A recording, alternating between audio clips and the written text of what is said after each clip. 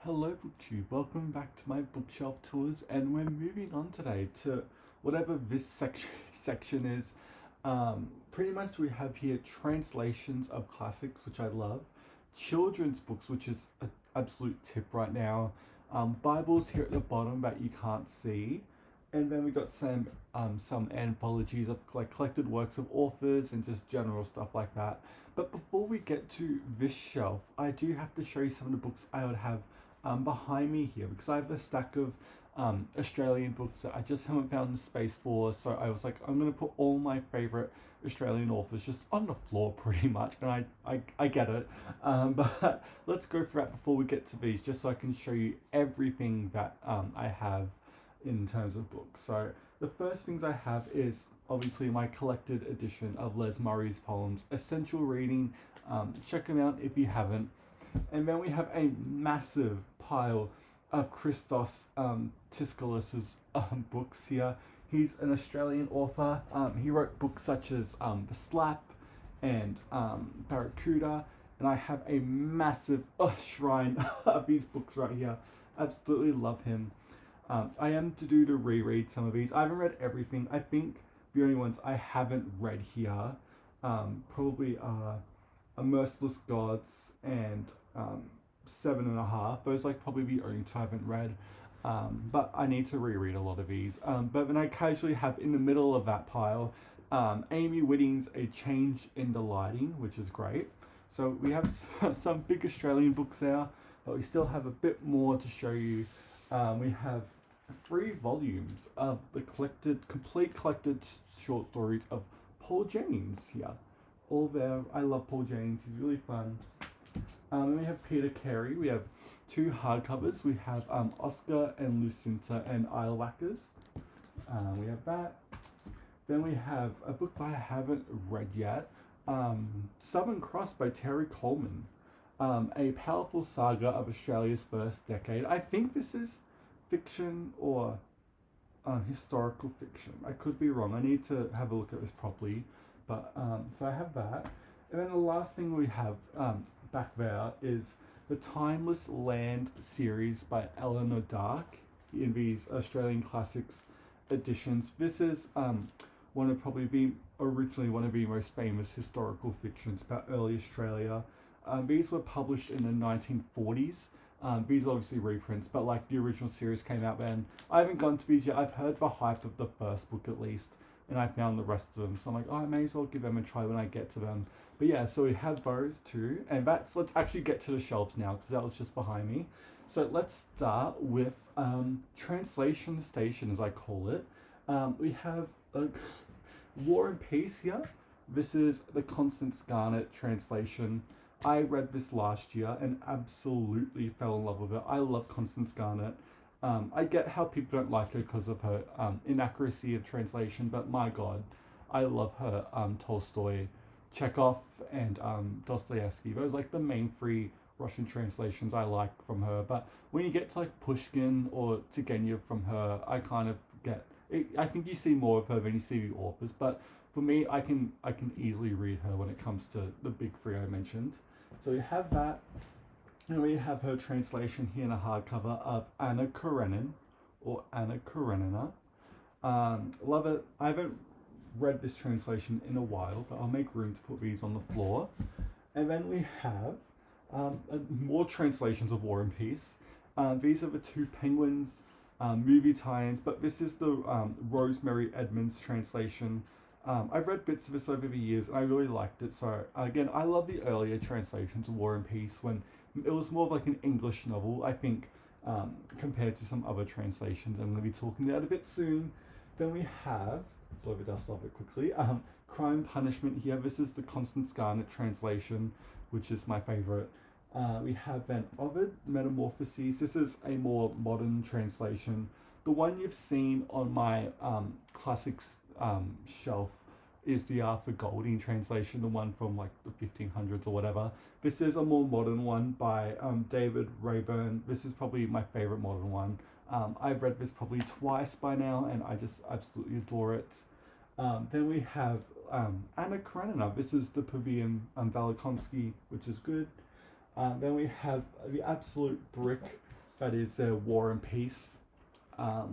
It's massive, and I like bits of it. I think they can be a bit overhyped in some circles, to be honest, but again, they're fine.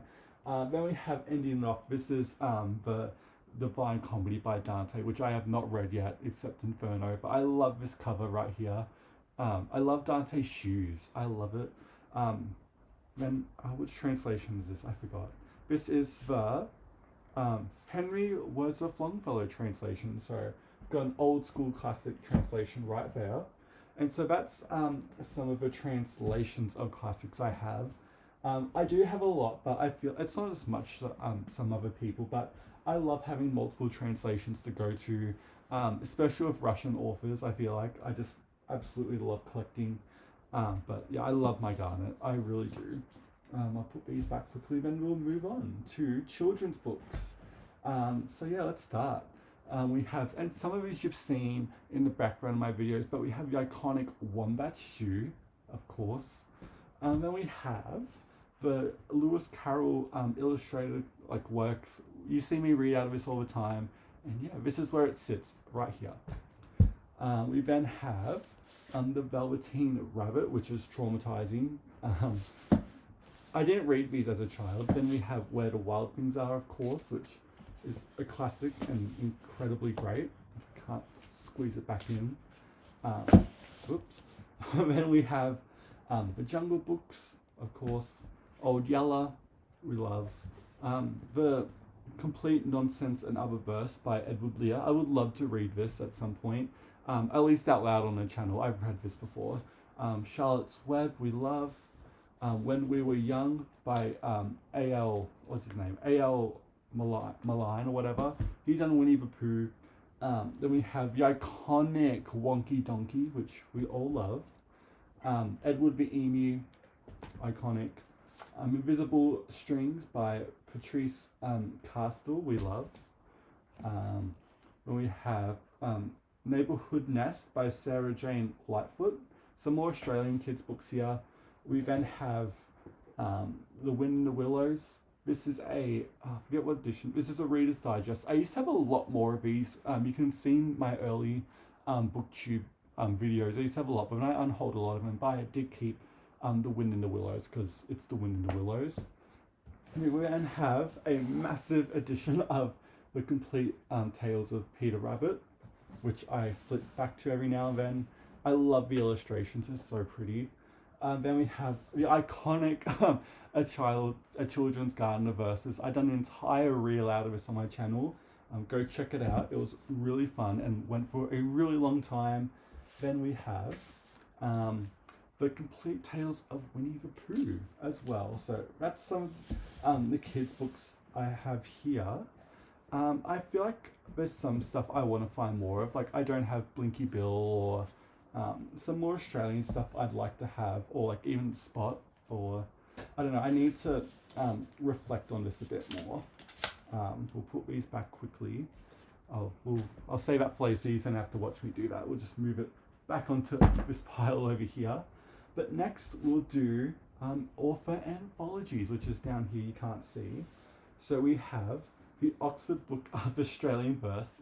I've talked about this so many times. Essential reading, and probably one of my favourite resources for Australian poetry and verse. It's incredible. Then we have the Australian Oxford Book of Australian Love Poems, just in case you're in the mood. Then we have Les Murray. This is his Helen After for Early Australian English Poets. Again, an incredible resource to have. Then we have the Oxford Book of English Essays. Again, essential. I love this collection. It's incredible. Then we have H.G. Wells here. This is just a famous collection of his main novels. We have that, and I haven't looked at that in ages. We have then a massive brick for Australian poetry since 1788. Essential reading if you can find a copy of it. It's very heavy and it could kill someone. Then we have E.M. Forster. I just have a bunch of his novels. This has Where Angels Fear to Tread, The Longest Journey, A Room with a View, Howard's End, and A Passage to India. And then the last thing I have here is an illustrated Bushranger ballads. I was going to do a video on this, but I need to think about it more. But this is just a collection of Australian bushrangers and poems that were inspired by that. And it's got some lovely illustrations in there too. So I need to have a look and think about what can I do with video for this.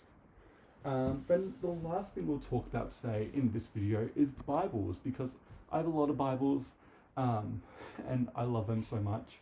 The first one I have here is the like a normal NIV New Beginnings. I don't think you can see that. NIV translation, really good. It gets the job done. We'll go in chronological order. We have a insanely big Wycliffe Bible. This was from, it's absolutely massive, 1388 English, and it's a weapon. If I open it right, it's literally like that.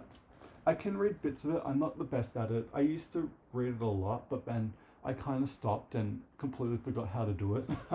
But I do have that, and again, I love different translations. But then we have the one I go to probably the most outside of King James, and that is William Tyndale's New Testament. Absolutely adore it. It's iconic. For those who don't know what it looks like, well, that's right. That's what it looks like right there. This isn't everything, because there is another edition of this where it also includes Tyndale's rough translations of the Old Testament too, but I don't have that. This was rare enough to find. But yeah, I go back to this, especially as a teen. This was my favorite Bible to go to, even though it was only the New Testament, but you can't go wrong with Tyndale. He's one of the great English writers, in my opinion. And if he lived to do the Old Testament, it just would have been incredible, in my opinion. But yeah, let's keep going.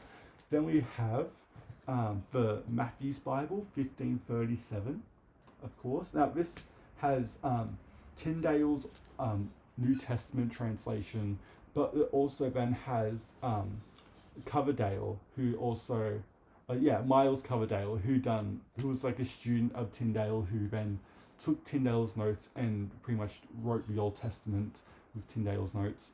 It is a bit janky at times, but I think there's still greatness in Coverdale's translation of the Old Testament, even though I think it kind of gets lost compared to a lot of other English Bible translations. But again, really good read if you want to. Then we have the 1560 Geneva Bible here. Love this to death. Again, I read a lot of this growing up. I probably do struggle to read it because of the font and all of the notes and everything like that.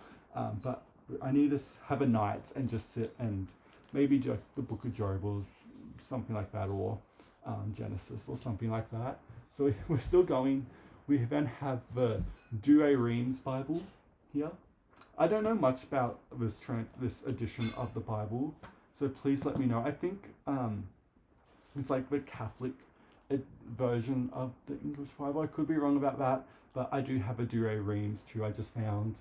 Then the last book we have for today is the Holy Bible. This is the 1611 King James edition, and this has the original spelling, original font, and it looks like, it's pretty much facsimile, and it looks like that. And that's everything on this shelf right here. So a lot of stuff here. Again, these are some of my favorite books.